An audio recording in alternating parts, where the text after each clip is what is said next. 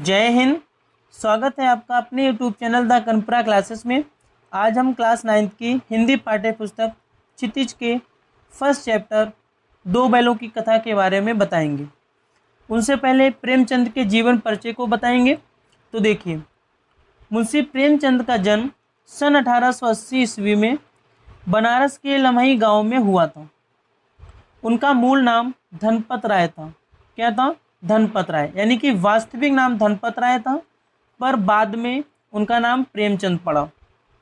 प्रेमचंद का बचपन अभावों में बीता और शिक्षा बीए तक ही हो पाई। उन्होंने शिक्षा विभाग में नौकरी की, परंतु असहयोग आंदोलन में सक्रिय भाग लेने के लिए सरकारी नौकरी से त्यागपत्र दे दिया और लेखन कार्य के प्रति पूरी तरह से समर्पित हो गए। सन 1936 ईस्वी में इस महान कथाकार का देहांत हो गया। ओके,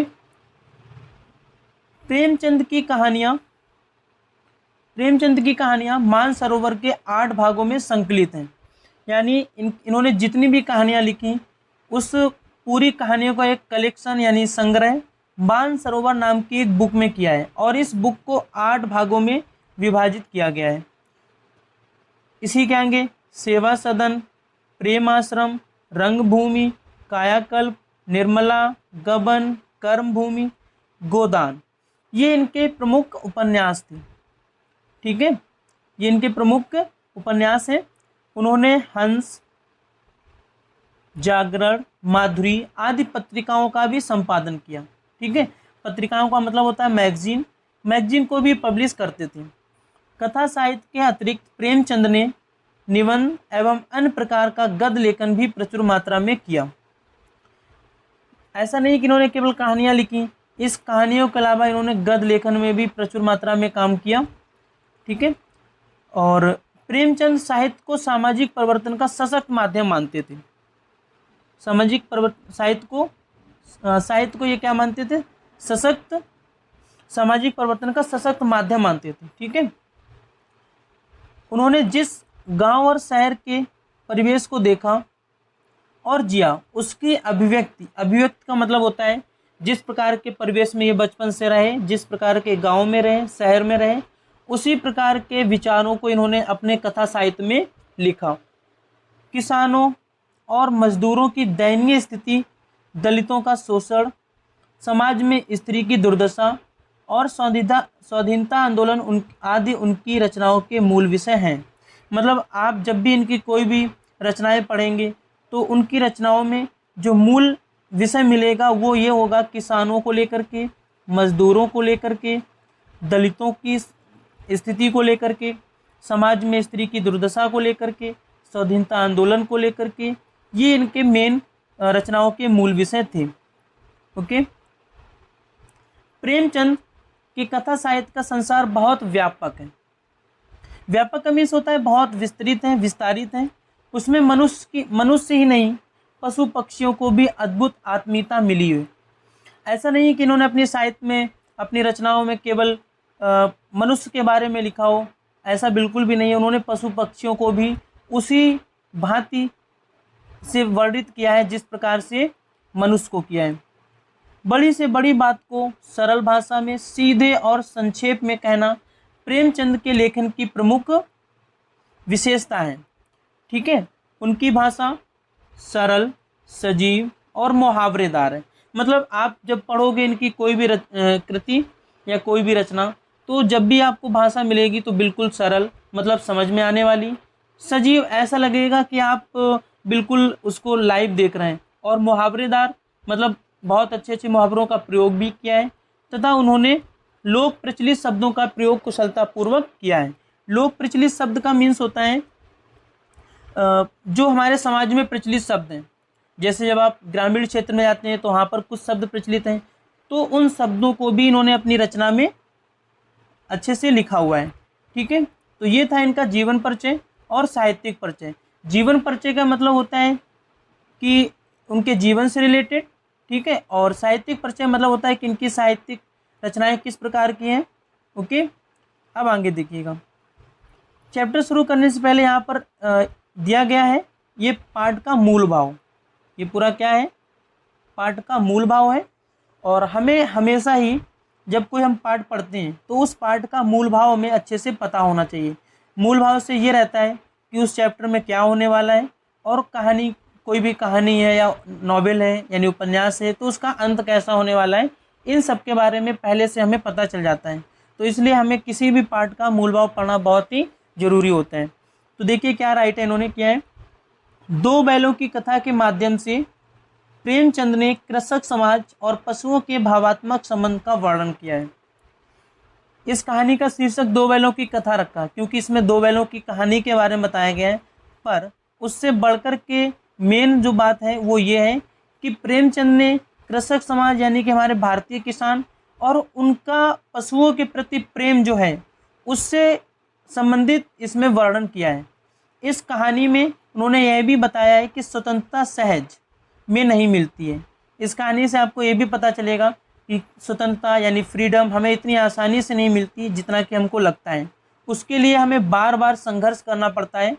इस प्रकार परोक्ष रूप से यह कहानी आज़ादी के आंदोलन की भावना से जुड़ी हुई है, क्योंकि मुंशी प्रेमचंद भी हम जब हमारा स्वतंत्रता आंदोलन चल रहा था उसी समय में थे, और तो ये कहानी पूर्ण रूप से आज़ादी के आंदोलन से जुड़ी हुई है। ठीक है, इसके साथ ही इस कहानी में प्रेमचंद ने पंचतंत्र और हितोपदेश, आप सभी ने पंचतंत्र की कहानियाँ तो पढ़ी होंगी। हितोपदेश का मीन्स होता है ऐसे उपदेश जो लोगों के हित में हो, की कथा परंपरा का उपयोग और विकास किया हुआ है। ठीक है, चलिए अब कहानी पर आते हैं, दो बैलों की कथा। तो देखिए, जानवरों में गधा सबसे ज़्यादा बुद्धिहीन समझा जाता है। जानवरों में गधा सबसे ज़्यादा बुद्धिहीन समझा जाता है। हम जब किसी आदमी को परले दर्जे का बेवकूफ़ कहना चाहते हैं तो उसे गधा कहते हैं। मुंशी प्रेमचंद जी कहते हैं कि देखिए, जब भी हमें किसी इंसान को, किसी आदमी को अगर बेवकूफ़ कहना हो तो हम उसे गधा बोल देते हैं, और इससे ये लगता है कि हाँ वो वाकई में बहुत ही बेवकूफ़ है। परले का मीन्स होता है कि अव्वल दर्जन यानी कि एक नंबर का बेवकूफ़। गधा सचमुच बेवकूफ़ है या उसके सीधेपन, उसकी निरापद सहिष्णुता ने उसे यह पदवी दे दी है, इसका निश्चय नहीं किया जा सकता है। देखिए, इसमें थोड़े से शब्द बहुत ही वैसे होंगे जो आपको समझ में नहीं आएंगे। जैसे इसमें लिखा है निरापद सहिष्णुता, तो सहिष्णुता का मीन्स होता है सहन करने वाला। तो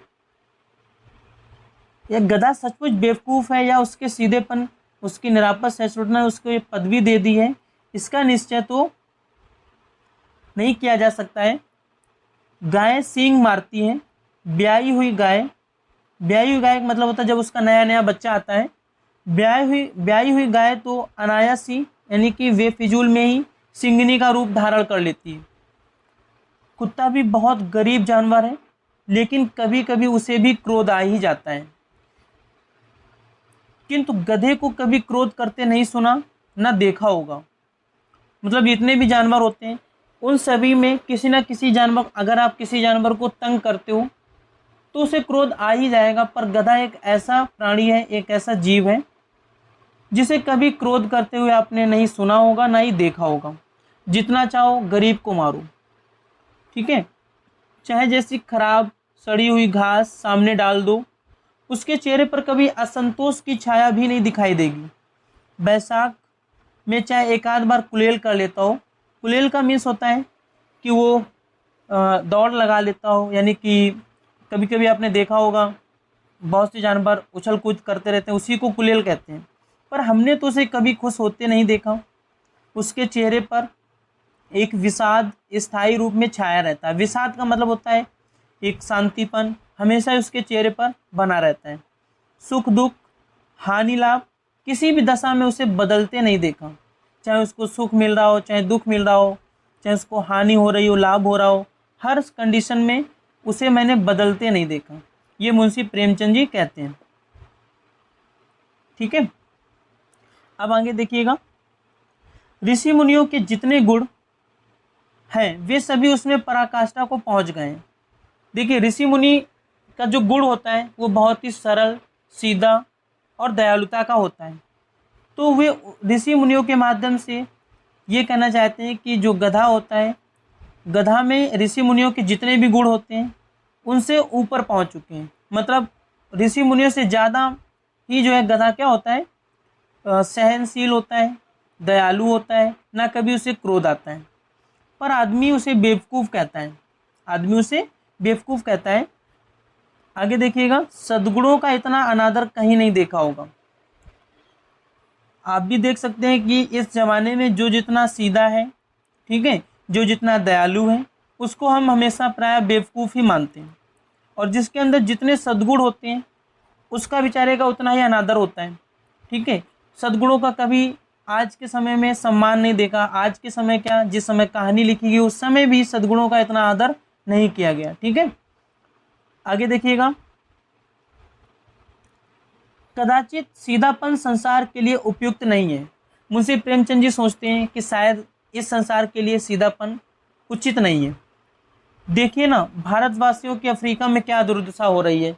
ये सेंटेंस जो लिखा हुआ है ये उस समय का है जब अफ्रीका में रह रहे भारतवंशियों या भारतवासियों की दुर्दशा बहुत ख़राब थी। वहाँ पर काले गोरे का भेदभाव चल रहा था।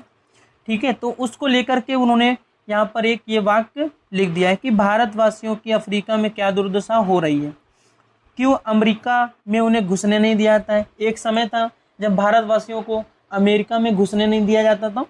ठीक है, वो पहले समय की बात थी। बेचारे शराब नहीं पीते, 4 पैसे कुसमे के लिए बचा कर रखते हैं। यानी कि ये भारतीयों की बात बता रहे हैं। भारत के लोग बेफिजूल में शराब नहीं पीते और वो हमेशा पैसे जोड़ने की कोशिश करते हैं। कुछ समय का मीन्स होता है कि पता नहीं कैसा ख़राब समय कब आ जाए, उसके लिए हम हमेशा ही पैसा बचा कर रखते हैं। जी तोड़कर काम करते मिलते हैं, किसी से लड़ाई झगड़ा नहीं करते, 4 बातें सुनकर गम खा लेते हैं, फिर भी बदनाम है। कहा जाता है कि वे जीवन के आदर्श को नीचा करते हैं। मतलब ऐसे लोग जो बिल्कुल सीधे साधे हैं, अपना मेहनत से कमाते खाते हैं, उनको ही कहा जाता है कि वे जीवन के आदर्श को नीचा करते हैं। अगर वे भी ईंट का जवाब पत्थर से देना सीख जाते, अगर वे भी ईंट का जवाब पत्थर से देना सीख जाते तो शायद सब कहलाने लगते। ये मुंशी प्रेमचंद जी कहते हैं कि जो आज के समय में या पहले के समय में जो सीधे साधे लोग थे, अगर वो भी पलट कर जवाब देना सीख जाते तो शायद तभी उनको समाज, उनको पूरी दुनिया सब कहती। परंतु उन्होंने कभी जवाब नहीं दिया तो शायद इसीलिए उन्हें सबके सब बेवकूफ़ समझते हैं। ठीक है, अब जापान की मिसाल सामने है। जापान की मिसाल का मतलब है कि जापान का उदाहरण कैसे एक ही विजय ने उसे संसार की सब जातियों में गण बना दिया। गण का मतलब होता है कि संसार की जितनी सब जातियां थी उनमें उनकी गिनती होने लगी। ठीक है, कैसे गिनती होने लगी?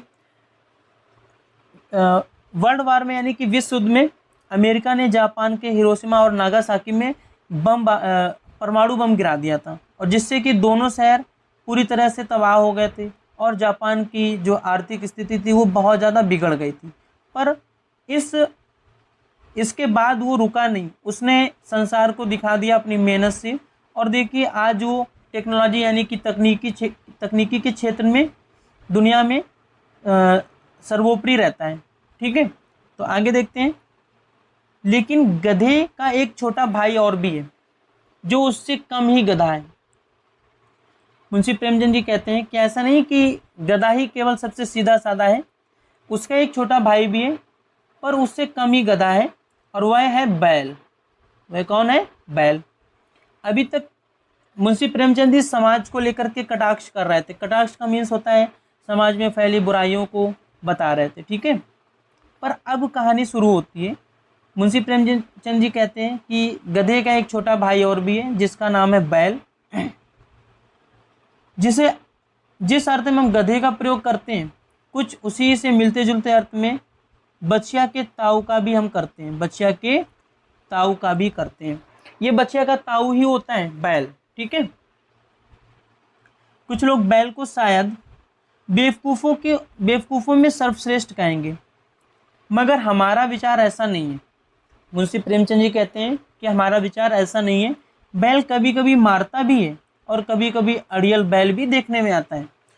ठीक है, और भी कई रीतियों से अपना असंतोष प्रकट कर ही देता है। अतएव उसका स्थान गधे से नीचा ही रहेगा, क्योंकि गधा कभी भी गुस्सा नहीं दिखाता, वहीं दूसरी तरफ बैल कभी कभी गुस्सा दिखा देता है। कभी अड़ियल स्वभाव देखने को मिलता है। अड़ियल का मीन्स होता है कि अपनी जिद पर अड़ जाता है, ठीक है, उसी को अड़ियल बोलते हैं। कभी कभी असंतोष प्रकट कर देता है, चीज़ों से खुश नहीं होता है, ठीक है। चलिए अब आगे देखते हैं। तो झूरी काची के दोनों बैलों के नाम थे हीरा और मोती। पछाई जाति के थे। बैलों में जातियां चलती हैं, पछाई, ठीक है। तो वो पछाई जाति के थे, देखने में सुंदर थे, काम में चौकस, डील में ऊंचे। देखिए काम भी बहुत ही अच्छा करते थे। डील का मतलब होता है कि उनका जो बॉडी स्ट्रक्चर था वो बहुत ही ऊंचा था, मतलब ऊंचे बैल थे, ऐसा भी नहीं कि थोड़े से नीचे बैल थे। हाइट में बहुत दिनों साथ रहते रहते दोनों में भाईचारा हो गया था। दोनों आमने सामने या आसपास बैठे हुए एक दूसरे से मूक भाषा में विचार विनिमय करते थे। मूक भाषा मतलब बिना कुछ बोले हुए आपस में विचार विनिमय करते थे। मानो ऐसा प्रतीत हो रहा है कि दोनों बैठ करके अपने अपने दिन की पूरी दिनचर्या को एक दूसरे से बता रहे हों, ठीक है। एक दूसरे की मन की बात कैसे समझा जाता था हम नहीं कह सकते। अवश्य ही उनमें कोई ऐसी गुप्त शक्ति थी, ठीक है, जिससे जीवों में श्रेष्ठता का दावा करने वाला मनुष्य वंचित है। इस बात को ध्यान से समझिएगा। ये जितने भी जानवर होते हैं एक मूक भाषा में बात करते हैं, ठीक है।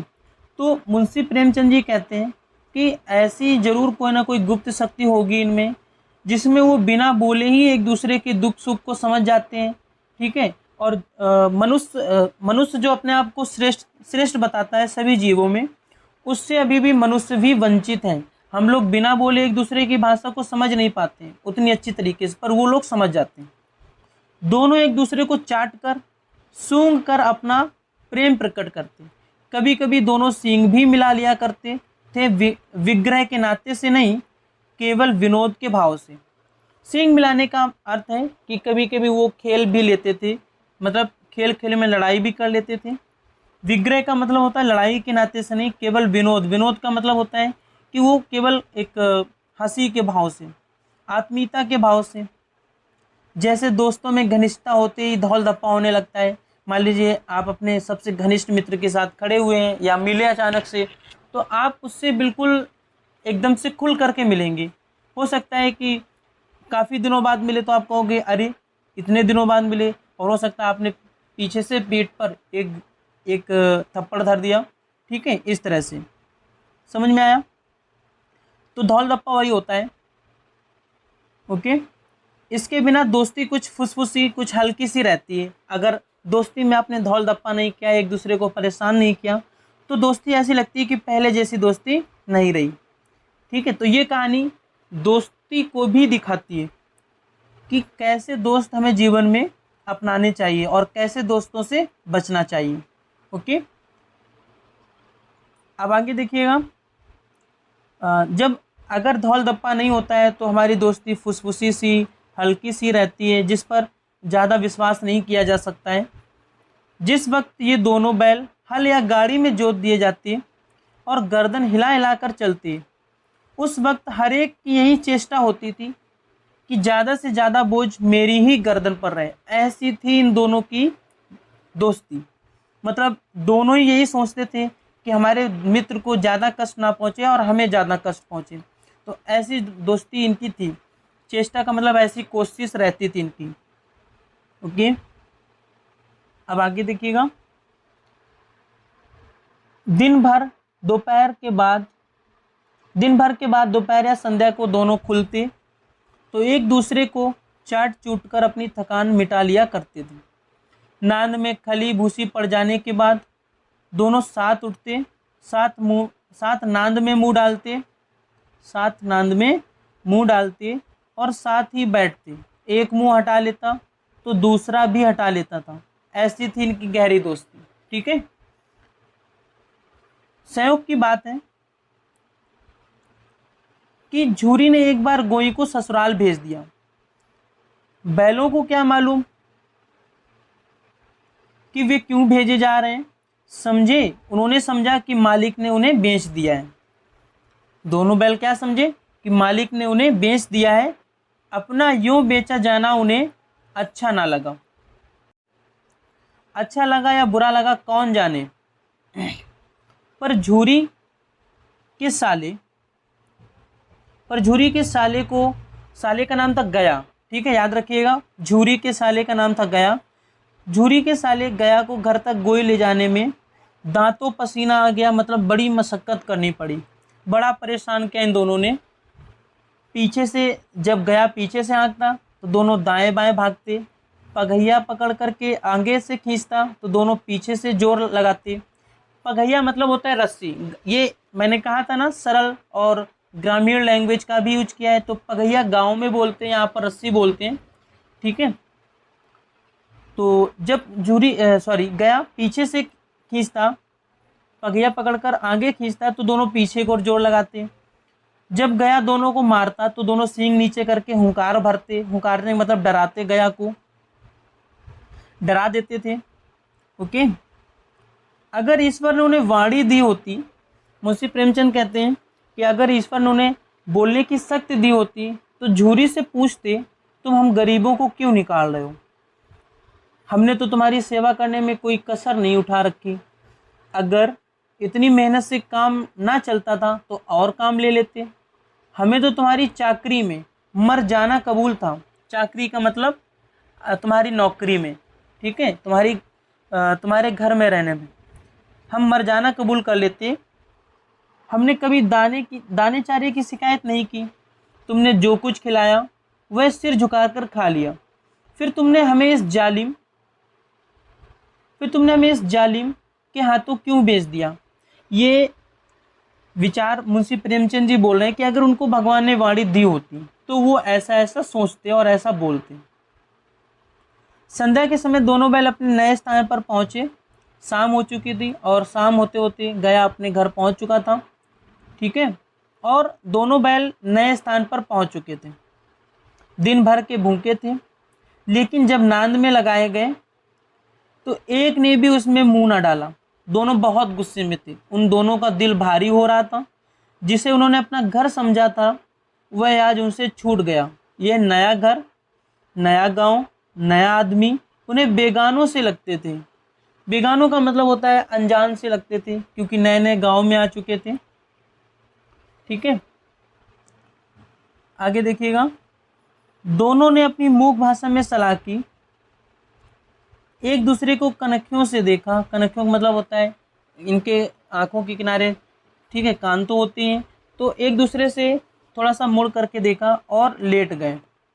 जब गांव में सोता पड़ गया, सोता मतलब जब पूरा गांव सो गया, तो दोनों ने जोर मारकर पगह यानी कि रस्सियों को तोड़ दिया और घर की तरफ चले। पगह बहुत मजबूत थे, यानी रस्सियां बहुत मजबूत थीं। अनुमान ना हो सकता था कि कोई बल उन्हें तोड़ सकेगा। गया ने इतनी मोटी मोटी रस्सियों से उनको बांधा था। गया ने सपने में भी नहीं सोचा होगा कि वो इतनी मोटी रस्सियों को भी तोड़ देंगे। पर उस समय इन दोनों में इतनी दूनी शक्ति आ गई थी कि एक एक झटके में वो दोनों रस्सियां टूट गईं। प्रातःकाल सोकर उठा तो देखा दोनों बैल चरनी पर खड़े हैं। झूरी प्रातःकाल सोकर उठा तो देखा कि दोनों बैल चरनी पर खड़े हैं। चरनी मतलब जानते हो, जिसमें वो चारा खाते हैं, उसको चरनी बोलते हैं, कहीं की चन्नी बोलते हैं, कहीं की नाद बोलते हैं। दोनों की गर्दनों में आधा आधा गराव लटक रहा था। गराव का मतलब होता है इसको गरियाव भी कहते हैं, यानी कि गर्दन में बंधा हुआ रस्सी को हम गराव कहते हैं। घुटने तक पांव कीचड़ से भरे हुए थे और दोनों की आंखों में विद्रोह में स्नेह झलक रहा था। विद्रोह में स्नेह का मतलब होता है कि प्रेम तो झलक रहा था, पर वो प्रेम झूरी से गुस्से वाला प्रेम था। इस बात से नाराज थे कि तुमने उस जालिम के हाथों हमें क्यों बेच दिया, ठीक है, इस बात का गुस्सा था, पर स्नेह भी झलक रहा था। झूरी बैलों को देखकर स्नेह से गदगद हो गया, दौड़कर उन्हें गले से लगा लिया। प्रेमालिंगन और चुंबन का वह दृश्य बड़ा ही मनोहर था। ऐसा लग रहा था कि मानो कोई बिछड़ा हुआ अपनों से मिल गया हो। प्रेमालिंगन मतलब प्रेम से झूरी ने दोनों को गले लगा लिया था, प्रेम से वो उसके माथे को चूम रहा था। ये दृश्य देखने लायक था, ठीक है। आप इस दृश्य की इस समय कल्पना मात्र कर सकते हैं। रियल का दृश्य अगर आप देखते तो वाकई में आप भी अपने आप को रोक नहीं पाते। ओके, चलिए देखिएगा, घर और गांव के लड़के जमा हो गए, तालियां बजा बजा कर उनका स्वागत करने लगे। गांव के इतिहास में यह घटना अभूतपूर्व न होने पर भी महत्वपूर्ण थी। हालांकि ऐसा नहीं है कि गांव में घटना ऐसी पहले कभी नहीं हुई, पर उस सभी घटनाओं से ये घटना बहुत ही महत्वपूर्ण थी। बाल सभा का मतलब है वहाँ पर जितने भी बच्चे खड़े थे उन्होंने निश्चय किया कि दोनों पशु वीरों को अभिनंदन पत्र देना चाहिए, यानी कि स्वागत पत्र। कोई अपने घर से रोटियां लाया, कोई गुड़ लाया, कोई चोकर, कोई भूसी लेकर के आया। एक बालक ने कहा ऐसे बैल किसी के पास ना होंगे, तो दूसरे ने समर्थन किया। इतनी दूर से दोनों अकेले चले आए, डर भी नहीं लगा। तीसरा बच्चा बोला बैल नहीं, वे उस जन्म के आदमी हैं। ठीक है, इसका प्रतिवाद करने का किसी को साहस ना हुआ। तीसरे बच्चे ने जो बात कही उसका प्रतिवाद का मतलब होता है उसका प्रत्युत्तर देने के पास किसी में साहस नहीं था, क्योंकि उसने ऐसी बात बोल दी मानो ऐसा लगता था कि उस जन्म के आदमी हो। झूरी की स्त्री बैलों को द्वार पर देखा तो जल उठी, बोली कैसे नमक हराम बैल हैं कि एक दिन वहाँ काम ना किया भाग खड़े हुए। देखिए, ये एक सत्य बात है, कोई भी स्त्री हो हमेशा ही अपने मायके के लिए बहुत ही प्रेम झलकाती रहती है। भले वो शादी के कितने भी दिन हो गए हों, पर उसका मायके का प्रेम कम नहीं होता है, जो कि हमारे हिसाब से सर्वदा अनुचित है। क्योंकि अब आप अपना घर त्याग करके एक नए घर में आ चुके हो, एक नया जीवन जीने के लिए, पर प्रेम दिखाइए, पर उतना प्रेम दिखाइए, इतना भी नहीं कि हमेशा ही आप मायके के प्रति भागते रहें। ठीक है, ये उचित नहीं है, इससे घर बिगड़ता है। आपने अपने पास पड़ोस में समाज में देखा होगा। ठीक है, चलिए आगे बढ़ते हैं। तो झूरी अपने बैलों पर यह आक्षेप का मतलब होता है आक्षेप को हम कह सकते हैं कि यह आक्षेप को देखिए, फिर से पढ़ते हैं। झूरी अपने बैलों पर यह आक्षेप सुन न सका नमक हराम क्यों है, यानी कि जो उन्होंने इल्ज़ाम लगाया। ठीक है, अब याद आया, आक्षेप मीन्स इल्ज़ाम लगाना। ये जो इल्ज़ाम लगाया वो झूरी सुन ना सका कि नमक हराम क्यों है। चारा दाना न दिया होगा तो क्या करते, चले जाए बेचारे दौड़ करके। स्त्री ने रौब के साथ कहा, रौब मतलब बड़ा ही एटीट्यूड में कहा, बस तुम ही तो बैलों को खिलाना जानते हो, और तो सभी पानी पिला पिला कर रखते हैं। झूरी ने फिर चिढ़ाया, चारा मिलता तो भागते क्यों। स्त्री चिड़ी, भागे इसलिए कि वे लोग तुम जैसे बुद्धों की तरह बैलों को सहलाते नहीं हैं। यानी कि झूरी की स्त्री झूरी को बुद्धू बोल रही थी इनडायरेक्टली। ठीक है, खिलाते हैं तो रगड़कर जोतते भी हैं, ये झूरी की पत्नी का कहने का मतलब था। ये दोनों ठहरे कामचोर, भाग निकले वहाँ से। अब देखूं कहाँ से खली और चोकर मिलता है। ये बात झूरी की पत्नी ने कही। सूखे भूसे के सिवा कुछ नहीं दूंगी, खाए चाहे मरे। बड़ा ही गुस्से में थी झूरी की पत्नी। ठीक है, वही हुआ जो झूरी की पत्नी ने बोला। मजूर को कड़ी ताकीद कर दी गई। मजूर मतलब मजदूर होता है, ताकीद मतलब कड़ा संदेश दे दिया गया, यानी कि एक आदेश दे दिया गया कि बैलों को खाली सूखा भूसा दिया जाए। बैलों ने नांद में मुंह डाला तो फीका फीका लगा, क्योंकि ना तो उसमें चूनी थी, ना चोकर था, ठीक है, ना भूसी थी। खाने में कोई चिकनाहट ही नहीं थी, कोई रस ही नहीं था। क्या खाएं? आशा भरी आंखों से द्वार की ओर ताकने लगे। इसलिए ताकने लगे कि शायद कोई घर के अंदर से आए और शायद कुछ हमारे चारे में मिला दिया करके। झूरी ने मजूर से कहा, थोड़ी सी खली क्यों नहीं डाल देता अभी। देखिए यहाँ पर उससे ऐसे से बात की उसने, तो मालकिन मुझे मार ही डालेगी, ये बात नौकर ने यानी कि मजदूर ने कही। तो झूरी बोला, चुरा कर डाला ना। तो नौकर बोलता है यानी मजदूर बोलता है, ना दादा ना, पीछे से तुम भी उन्हीं की सी कहोगे और डांट हम ही को ही पड़ेगी। दूसरे दिन झूरी का साला फिर आया और बैलों को ले चला। अब कि उसने दोनों को गाड़ी में जोता। झूरी का साला यानी गया, समझ गया था कि उसको ऐसे पैदल ले जाना बहुत ही कठिन काम है, तो इसलिए वो गाड़ी में मचा कर ले गया। ठीक है, दोनों 2-4 बार मोती ने गाड़ी को सड़क की खाई में गिराना चाहा। ठीक है, पर हीरा ने संभाल लिया। देखिए, मोती थोड़ा सा गुस्सैल स्वभाव का था और हीरा सीधे और सरल स्वभाव का था। क्योंकि हीरा ज़्यादा सहनशील था, संध्या समय पर घर पहुंचकर उसने दोनों को मोटी मोटी रस्सियों से बांध दिया और कल की शरारत का मजा चखाया। फिर वही सूखा भूसा डाल दिया।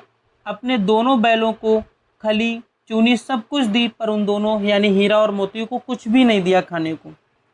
ठीक है, दोनों बैलों का ऐसा अपमान कभी नहीं हुआ था। झूरी ने फूल की छड़ी से भी नहीं छूता था। उसकी टिटकार पर, टिटकार का मतलब वो एक पुचकार भर देता था, दोनों उड़ने लगते थे। यहाँ पर मार भी पड़ी। आत्मसम्मान की व्यथा तो थी, उस पर मिला सूखा भूसा, मतलब सम्मान भी नहीं मिला था, दुखी भी थे, और उस पर से खाने को मिला सूखा भूसा। दोनों ने नांद की तरफ आंख तक ना उठाई। ठीक है, दूसरे दिन गया ने बैलों को हल में जोता, पर इन दोनों ने जैसे पाँव न उठाने की कसम खा ली थी। वह मारते मारते थक गया, पर दोनों ने पाँव न उठाया। एक बार जब उस निर्दयी ने हीरा की नाक पर खूब डंडे जमाए, तो मोती का गुस्सा काबू के बाहर हो गया। हल लेकर भागा। हल, रस्सी, जुआ, जोत सब टूट टाट कर बराबर हो गया। ठीक है, देखिए, हल तो जानते होगे, रस्सी भी जानते हो, जुआ उनकी जो दोनों गर्दनों में एक लकड़ी का फंसाते हैं, उसी को जुआ बोलते हैं। ठीक है, गले में बड़ी बड़ी रस्सियाँ ना होती तो दोनों पकड़ाई में नहीं आते, मतलब पकड़ में ही नहीं आते। हीरा ने मूक भाषा में कहा, भागना व्यर्थ है। हीरा देखिए सरल स्वभाव का था। ठीक है, मोती ने उत्तर दिया, तुम्हारी तो इसने जान ही ले ली थी और फिर भी तुम कहते हो कि भागना व्यर्थ है। अब की बड़ी मार पड़ेगी। यहाँ पर कहानी को ध्यान से सुनिएगा और समझिएगा। ये बात हीरा बोला तो मोती बोला, पढ़ने दो, बैलों का जन्म लिया है तो मार से कहाँ तक बचोगे। ठीक है, गया 2 आदमियों के साथ दौड़ा आ रहा था। दोनों के हाथों में लाठियां हैं। मोती बोला, कहो तो दिखा दूं कुछ मजा, मैं भी लाठी लेकर आ रहा है। हीरा ने समझाया, नहीं भाई, खड़े हो जाओ, मुझे मारेगा तो मैं भी 1-2 को गिरा दूंगा। ये लाइन मोती ने कही। ये लाइन मोती ने कही। नहीं, हमारी जाति का यह धर्म नहीं है, ये लाइन को हीरा बोलता है। ठीक है, मोती दिल में ऐड कर रह गया, क्योंकि वो हीरे की बात बहुत मानता था। गया आ पहुंचा और दोनों को पकड़कर ले चला। कुशल हुई कि उसने इस वक्त मारपीट ना की। कुशल का मतलब है कि अच्छी बात ये थी कि उसने इस वक्त मारपीट ना की, नहीं तो मोती भी पलट पड़ता, और अगर मोती पलटता तो वो गया और उसके साथियों को अधमरा ही कर देता। उसके तेवर देखकर गया और उसके सहायक समझ गए कि इस वक्त टाल जाना ही मसलत है, यानी कि इस समय उनको मारना ना मारना ही उचित है। मसलत का मतलब होता है उचित है। आज दोनों के सामने फिर से वही सूखा भूसा लाया गया। दोनों चुपचाप खड़े रहे। घर के लोग भोजन करने लगे। उस वक्त छोटी सी लड़की 2 रोटियां लिए निकली और दोनों के मुंह में देकर चली गई। उस एक रोटी से इनकी भूख तो क्या शांत होती, पर दोनों के हृदय को मानो भोजन मिल गया हो, क्योंकि उस लड़की ने उस एक रोटी को बड़े प्रेम से दिया था, और प्रेम में बड़ी शक्ति होती है। ठीक है, प्रेम में सूखा रूखा भोजन भी हमें किसी शाही भोजन से कम नहीं लगता है। तो देखिएगा, यहाँ भी किसी सज्जन का वास है, उन दोनों ने कहा। लड़की भैरों की थी। अब ये भैरव कौन है? तो देखिए, गया के घर में, गया जिस घर में रहता था, ठीक है, उसके आसपास घर होगा, तो लड़की वो भैरों की थी। उसकी माँ मर चुकी थी। सौतेली माँ उसे मारती रहती थी, इसलिए इन बैलों से उसे एक प्रकार की आत्मीयता सी हो गई थी उस लड़की को। गया के घर में ही रहती थी लड़की, और भैरव भी उसी के यहाँ रहता था। अब आगे समझिएगा। दोनों दिन भर जोते जाते, डंडे खाते, अड़ते। डंडे अड़ते का मतलब होता है अपनी जिद पर अड़ जाते, और शाम को थान यानी कि अपने यथा स्थान पर बांध दिए जाते, और रात को वही बालिका उन्हें 2 रोटियां खिला जाती। प्रेम के इस प्रसाद की यह बरकत थी कि 2-2 गाल सूखा भूसा खाकर भी दोनों दुर्बल ना होते थे। बताइए, प्रेम में इतनी ताकत होती है। मगर दोनों की आंखों में रोम रोम में विद्रोह भरा हुआ था। रोम रोम का मतलब एक एक नस में, एक एक रोम, यानी कि एक एक रोए में उनको विद्रोह भरा हुआ था, यानी वो बदला लेने की भावना भड़क रही थी। एक दिन मोती ने मूक भाषा में कहा, अब तो सहा नहीं जाता हीरा, क्या करना चाहते हो? ये बात हीरा ने कही। तो मोती बोला, एकाध को सींगों पर उठाकर फेंक दूंगा, और क्या करूंगा। हीरा बोला, लेकिन जानते हो, वह प्यारी लड़की जो हमें रोटियां खिलाती है, उसी की लड़की है जो इस घर का मालिक है। ये बेचारी अनाथ ना हो जाएगी तो मालकिन को ना फेंक दूं, वही तो उस लड़की को मारती है। ये मोती बोला, लेकिन औरत जात पर सींग चलाना मना है, ये भूल जाते हो। ये बात हीरा ने कही। देखिए कितनी समझदार भरी बात यहाँ पर दोनों बैल मूक भाषा में बोलते हैं। ऐसा प्रेमचंद मतलब जो है फील करके लिखते हैं, ठीक है। हालांकि कोई भी पशु बोल नहीं पाता है, पर उनकी फीलिंग को समझा जा सकता है। तुम तो किसी तरह निकलने ही नहीं देते, तुड़ाकर भाग चले, ये बात मोती ने कही। तो हीरा बोला, हाँ मैं यह स्वीकार करता हूँ, लेकिन इतनी मोटी रस्सी टूटेगी कैसे? तो मोती बोलता है, इसका एक उपाय है, पहले रस्सी को थोड़ा सा चबा लो, फिर एक झटके में तोड़ देंगे। रात को जब बालिका रोटियां खिलाकर चली गई, दोनों रस्सियां चबाने लगे, पर मोटी रस्सी मुंह में, इतनी मोटी रस्सी थी कि मुंह में ही नहीं आती थी। बेचारे बार बार जो लगाकर रह जाते थे, ठीक है। सहसा घर का द्वार खुला, वही लड़की फिर से आई। दोनों सिर झुकाकर उसका हाथ चाटने लगे, दोनों की पूँछें खड़ी हो गईं। उसने उनके माथे सहलाए और बोली, खोले देती हूँ, चुपके से भाग जाओ, नहीं तो यहाँ लोग मार डालेंगे। ये लड़की बोली, आज घर में सलाह हो रही है कि इनकी नाकों में नाथ डाल दी जाए। देखिए जब भी बैलों को खेत में जोतने के लिए ले जाते हैं तो उनके नाक में नाथ, यानी कि एक रस्सी पहना दी जाती है, उसको नाथ बोलते हैं, ठीक है। उस नाथ का काम ये होता है कि उस नाथ में एक रस्सी बांध देते हैं, जिसकी डोर किसान के हाथ में होती है। जब ये काफ़ी तेज़ चलने लगते हैं तो रस्सी खींच देते हैं, और उसकी वजह से उनकी चाल धीरे हो जाती है। तो झूरी ने अभी तक इनकी नाक में नाथ नहीं डाली थी, इतने अच्छे बैल थे। पर घर में सलाह हो रही थी, यानी गया के घर में सलाह हो रही थी कि उनके नाक में नाथ डाल दी जाएगी, ठीक है। तो उस लड़की ने गराव यानी कि रस्सी खोल दी, पर दोनों चुपचाप खड़े रहे। मोती ने अपनी भाषा में पूछा, अब चलते क्यों नहीं? हीरा ने कहा, चलें तो, लेकिन कल इस अनाथ पर आफत आएगी, यानी कि उस बच्ची की बात बोल रहे हैं, सब इसी पर संदेह करेंगे। सहसा बालिका चिल्लाई, दोनों फूफा वाले बैल भागे जा रहे हैं, ठीक है, दोनों फूफा वाले बैल भागे जा रहे हैं। ओ दादा दादा, दोनों बैल भागे जा रहे हैं, जल्दी दौड़ो, ये लड़की ने कहा। झूरी लड़की का फूफा था, ठीक है। गया हड़बड़ाकर भीतर से निकला और बैलों को पकड़ने चला। वे दोनों भागे, गया ने पीछा किया, और भी तेज हुए। गया ने शोर मचाया, फिर गांव के कुछ आदमियों को भी साथ लेने के लिए लौटा। दोनों मित्रों को भागने का मौका मिल गया, सीधे दौड़ते चले गए, यहाँ तक कि मार्ग का ज्ञान ना रहा। ज्ञान मतलब जिस रास्ते से, यानी जिस परिचित मार्ग से आए थे उसका यहाँ पता न था। नए नए गांव मिलने लगे। तब दोनों एक खेत के किनारे खड़े होकर सोचने लगे कि अब क्या करना चाहिए, रास्ता भूल चुके थे। हीरा ने कहा, मालूम होता है कि राह भूल गए हैं, यानी रास्ता भूल गए हैं। तो मोती बोला, तुम भी तो बेतहाशा भागे, वहीं उसे मार गिराना था जो आपको दौड़ा रहा था।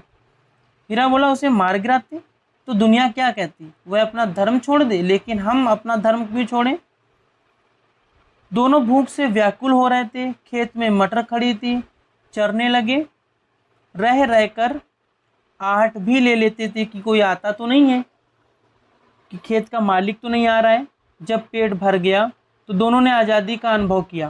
पहली बार इतना भरपेट भोजन मिला था, तो मस्त होकर उछलने कूदने लगे। पहले दोनों ने डकार ली, फिर सींग मिलाए, एक दूसरे को ठेलने लगे, यानी आपस में ही लड़ाई करने लगे। मोती ने हीरा को कई कदम पीछे हटा दिया, यहाँ तक कि वह खाई में गिर गया। तब उसे भी क्रोध आ गया। हीरा तब संभल कर उठा और फिर मोती से मिल गया। मोती ने देखा खेल खेल में झगड़ा हुआ चाहता है तो किनारे हट गया। मोती ने देखा कि खेल खेल में ये झगड़ा बढ़ता ही चला जा रहा है तो मोती किनारे हट गया है। अब तीसरे दृश्य में देखिए क्या है, अरे यह क्या, कोई सांड डौंकता चला आ रहा है, यानी कि अपनी आवाज़ निकालता हुआ आ रहा है। हाँ, सांड ही है, वह सामने आ रहा है। दोनों मित्र बगलें झांक रहे हैं। सांड पूरा हाथी है, उससे भिड़ना जान से हाथ धोना है, लेकिन ना भिड़ने पर भी जान नहीं बचती। इन्हीं की तरफ आ रहा है, कितना भयंकर सूरत है। मोती ने मूक भाषा में कहा, बुरे फंसे, एक मुसीबत से फंसे तो एक मुसीबत से छूटे तो दूसरी में फंस गए, क्या जान बचेगी? कोई उपाय सोचो, ये मोती ने हीरा से कहा। हीरा ने चिंतित स्वर में कहा, अपने घमंड में भूला हुआ है, आरजू विनती ना सुनेगा। हीरा बोला कि वो सांड अपने घमंड में चूर है, ठीक है, और वो हमारी एक भी विनती नहीं सुनेगा। तो मोती बोला, भाग भाग क्यों ना चले? मोती बोला, भाग क्यों ना चले? तो हीरा बोला, भागना कायरता है, तो फिर यहीं मरो। बंदा तो 9 तो 11 होता है, जो भी मुसीबत में फंसता है वो 9 तो 11 होता है, और जो दौड़ाए तो फिर कोई उपाय सोचो जल्द। उपाय यही है कि उस पर दोनों जने एक साथ चोट करें, यानी कि दोनों लोग मिलकर के एक साथ चोट करें, ठीक है। मैं आगे से रगेदता और तुम पीछे से रगेदो, दोहरी मार पड़ेगी तो भाग खड़ा होगा, मेरी ओर झपटे, तुम बगल से उसके पेट में सींग घुसेड़ देना। जान जोखिम है पर दूसरा उपाय नहीं है। दोनों मित्र जान हथेलियों पर लेकर के लपके। सांड को भी संगठित शत्रुओं से लड़ने का तजुर्बा न था, मतलब सांड आज तक कभी भी एक साथ 2 बैलों से या 2 सांडों से नहीं लड़ा था, तो उसका कोई तजुर्बा नहीं था। वह तो शत्रु से मल्ल युद्ध करने का आदी था। मल्ल युद्ध मतलब अकेले अकेले युद्ध करने का आदी था, उसकी हैबिट थी। अब हुआ क्या, ज्यों ही हीरा पर झपटा, मोती ने पीछे से दौड़ाया। सांड जब उसकी तरफ मुड़ा तो हीरा ने रगेदा, रगेदा मतलब दौड़ाया। सांड चाहता था कि एक एक करके दोनों को गिरा ले, पर ये दोनों भी उस्ताद थे, उसे वह अवसर ही न देते थे। एक बार सांड झलाकर हीरा का अंत कर देने के लिए चला ही था कि मोती ने बगल से आकर पेट में सींग भोंक दिया। सांड क्रोध में आकर पीछे फिरा तो हीरा ने दूसरे पहलू में सींग चुभा दिया। आखिर बेचारा जख्मी होकर भागा और दोनों मित्रों ने दूर तक उसका पीछा किया, यहाँ तक कि सांड बेदम होकर गिरा, तब दोनों ने उसे छोड़ दिया। दोनों मित्र विजय के नशे में झूमते चले जाते थे, मानो कोई किला जीत लिया हो, ठीक है।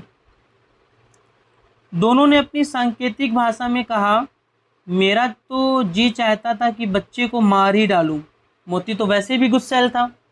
हीरा ने तिरस्कार किया, गिरे हुए बैरी पर सींग न चलाना चाहिए, ये मर्यादा के खिलाफ है।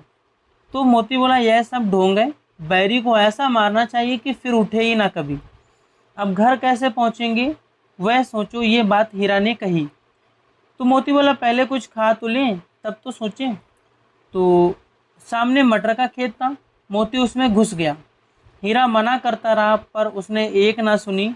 अभी 2 ही 4 ग्रास यानी कि 2 ही 4 निवाले खाए थे कि 2 आदमी लाठियां लेकर दौड़ पड़े और दोनों मित्रों को घेर लिया।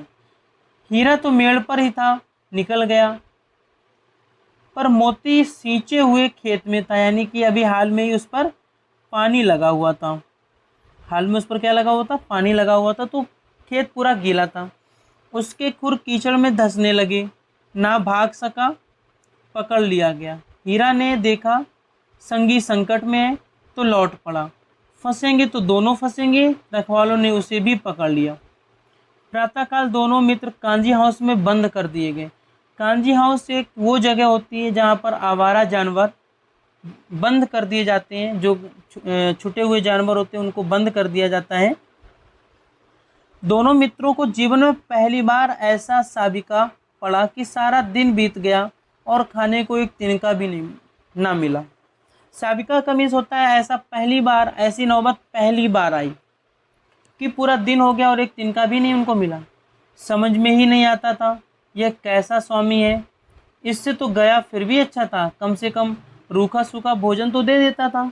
पर जब वो कांजी हाउस में बंद थे तो वहाँ पर उन्होंने देखा कई भैंसें थीं, कई बकरियां बंद थीं, कई घोड़े बंद थे और कई गधे भी बंद थे, पर किसी के सामने चारा ना था।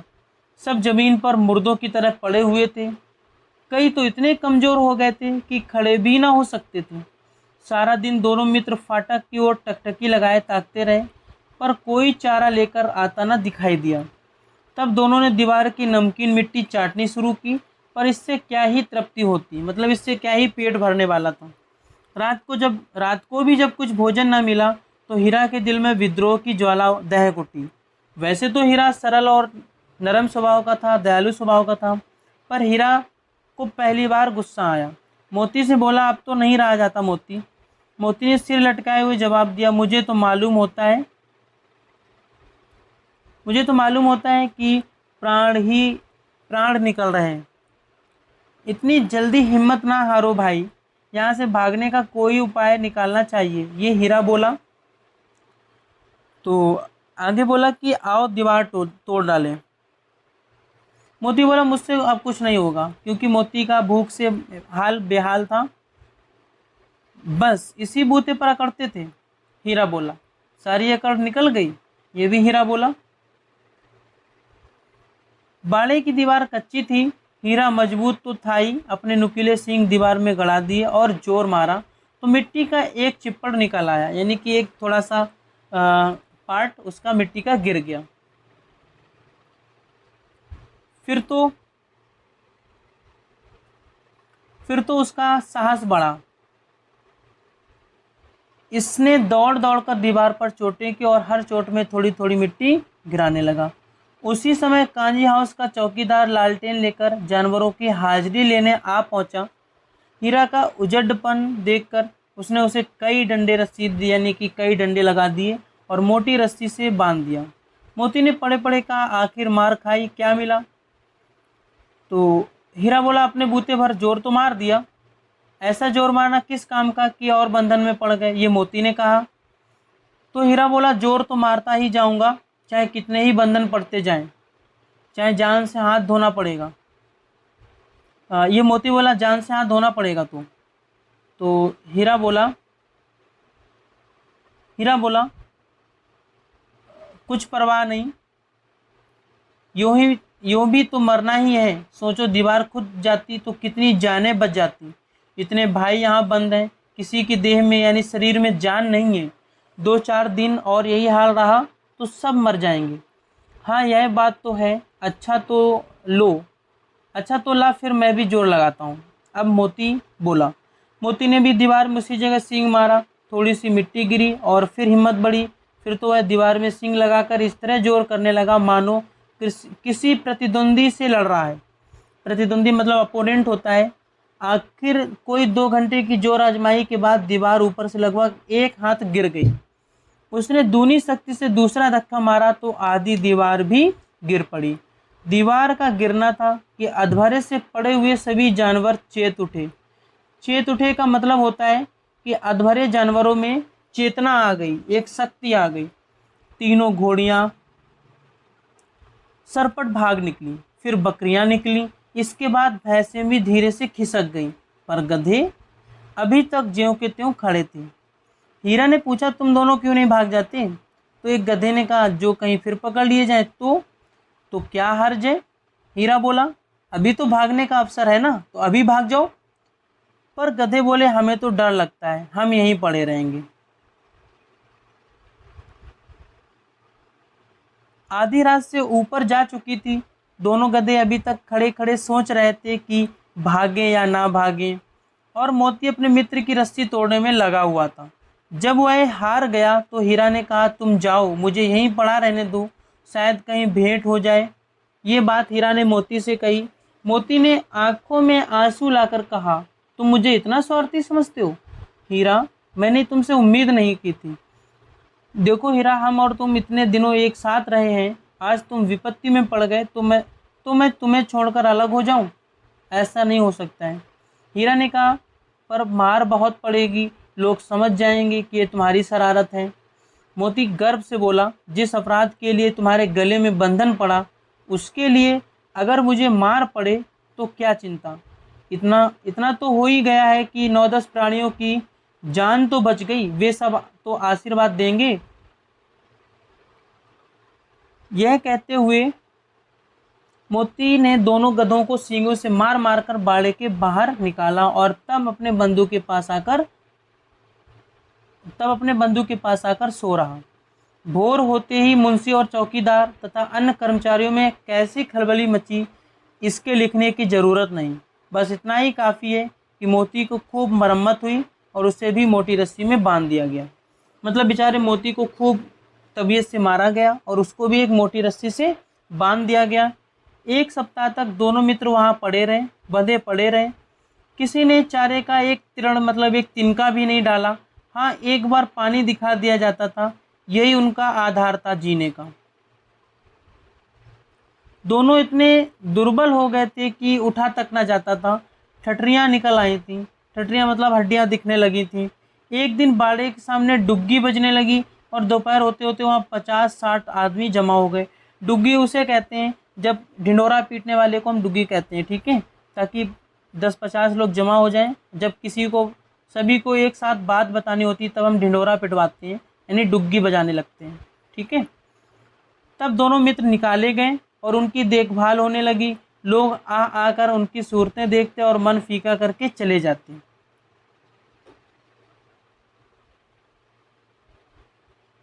मन फीका करके चले जाते हैं, ठीक है। देखिएगा,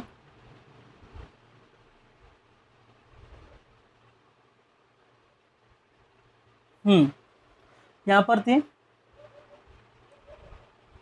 मन फीका करके चले जाते। ऐसे मृतक बैलों का कौन खरीदार होता, क्योंकि बहुत ही दुर्बल हो चुके थे, बहुत ही दुर्बल हो चुके थे। सहसा यानी अचानक से एक दढ़ियल आदमी, जिसकी आंखें लाल थीं, उसकी दाढ़ी बड़ी बड़ी थी और मुद्रा अत्यंत कठोर, मतलब चेहरे का जो हाव भाव था बड़ा ही कठोर था, आया और दोनों मित्रों के कूल्हों में उंगली डाली। उंगली गोदकर मुंशी जी से बातें करने लगा। उसका चेहरा देखकर अंतर्ज्ञान से दोनों मित्रों के दिल कांप उठे। वह कौन है और उन्हें क्यों टटोल रहा है, इस विषय में उन्हें कोई संदेह ना हुआ। दोनों ने एक दूसरे को भीत नेत्रों से देखा और सिर झुका लिया। भीत नेत्रों का मतलब होता है कि उन्होंने मन की दृष्टि से देखा और दोनों ने सिर झुका लिया। हीरा ने कहा, गया के घर से नाहक भागी। नाहक का मतलब होता है बेकार में ही गया के घर से भागे थे, अब जान ना बचेगी। मोती ने अश्रद्धा के भाव से उत्तर दिया, कहते हैं भगवान सबके ऊपर दया करते हैं, उन्हें हमारे ऊपर क्यों दया नहीं आती।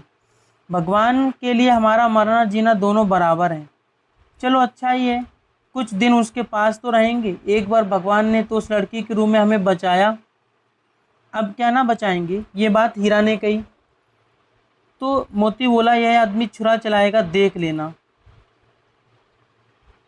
तो हीरा बोला, तो क्या चिंता है, मांस खाल सींग हड्डी सब किसी ना किसी काम तो आ जाएंगे। नीलाम हो जाने के बाद दोनों मित्र उस दड़ियल के साथ चले। दोनों की बोटी बोटी कांप रही थी। बोटी बोटी का मतलब होता है एक एक कतरा कतरा कांप रहा था। बेचारे पांव तक ना उठा सकते थे, इतने कमज़ोर हो गए थे, पर भय के मारे गिरते पड़ते भागे जाते थे, क्योंकि वह जरा भी चाल धीमी हो जाने पर वो दड़ियल आदमी जोर से डंडा जमा देता था। रास्ते में गाय बैलों का एक रेवड़ हरे हरे हार में चरता नजर आया। रेवड़ को हम हिंदी में झुंड कहते हैं, यानी कि गाय बैलों का एक झुंड हरे हरे घास में हार में, हार का मतलब होता है एक ऐसा क्षेत्र जहाँ पर लोग अपने जानवरों को चराने ले जाते हैं, नजर आया। सभी जानवर प्रसन्न थे, चिकने चपल थे, चालाक भी थे। कोई उछलता था, कोई आनंद से बैठा पागुर करता था। पागुर का मतलब होता है जुगाली करना। जब खाली समय में ये खाना खा लेते हैं तो बैठ करके अपने मुंह को चलाया करते हैं, उसी को जुगाली कहते हैं, पागुर कहते हैं। कितना सुखी जीवन था इनका, पर कितने स्वार्थी हैं सब। किसी को चिंता ही नहीं है कि उनके 2 भाई बदी के हाथ पड़े कैसे दुखी हैं। बदी को हम कसाई कहते हैं। वो दड़ियल सा आदमी कसाई था, वो इनको काट करके इनके हाड़ मांस को खाल को बेचना चाहता था। सहसा दोनों को ऐसा मालूम हुआ कि यह परिचित रहा है। हाँ, इसी रास्ते से गया, उन्हें ले गया था। वही खेत, वही बाग, वही गांव मिलने लगे। प्रति क्षण उनकी चाल तेज होने लगी, सारी थकान, सारी दुर्बलता गायब हो गई और बोले, आहा, यह लो, अपना ही हार आ गया है। इसी कुएं पर हम पुर चलाने आया करते थे। पुर चलाने का मतलब होता है कुएं से पानी निकालने के लिए, यही वो कुआं है। ठीक है, अब आगे देखते हैं। ये हीरा बोल रहा था, तो मोती ने कहा, हमारा घर नगीच आ गया है। देखिए, गांव में नज़दीक को हम नगीच बोलते हैं। ठीक है, तो हमारा घर नगीच आ गया है। हीरा बोला, भगवान की दया है, मैं तो अब घर भागता हूँ। ये मोती ने कहा। तो हीरा बोला, ये जाने देगा? मोती ने कहा, इसे मैं मार गिराता हूँ। हीरा ने कहा, नहीं नहीं, दौड़कर थान पर चलो, वहां से हम आगे ना जाएंगे। दोनों उन्मत्त होकर बछड़ों की भांति कुलेले करते हुए घर की ओर दौड़े। वह हमारा थान है। दोनों दौड़कर अपने थान यानी कि स्थान पर आ गए जहां पर बांधे जाते थे। दड़ियल भी पीछे पीछे दौड़ा चला आ रहा था। पीछे पीछे दौड़ा चला आ रहा था। झूरी द्वार पर बैठा धूप खा रहा था। बैलों को देखते ही दौड़ा और उन्हें बारी बारी से गले लगाने लगा। मित्रों की आंखों में आनंद के आंसू बहने लगे। एक झूरी का हाथ चाट रहा था। दड़ियल ने जाकर बैलों की रस्सियां पकड़ ली। झूरी ने कहा, मेरे बैल हैं। तो झूरी ने कहा, मेरे बैल हैं? तुम्हारे बैल कैसे हैं? मैं मवेशी खाने से नीलाम लिए आता हूँ। वो दड़ियल सा आदमी बोला। मैं तो समझा वो चुराए लिए आते हो। झूरी ने कहा, चुपके से चले जाओ, मेरे बैल हैं, मैं बेचूंगा तो बिकेंगे। किसी को मेरे बैल नीलाम करने का क्या अख्तियार है? अख्तियार का मतलब अधिकार है। ठीक है, जाकर थाने में रपट कर दूंगा, ये दड़ियल आदमी बोला। तो झूरी ने कहा, मेरे बैल हैं, इसका सबूत यह है कि मेरे द्वार पर खड़े हैं। दड़ियल झल्लाकर बैलों को जबरदस्ती पकड़कर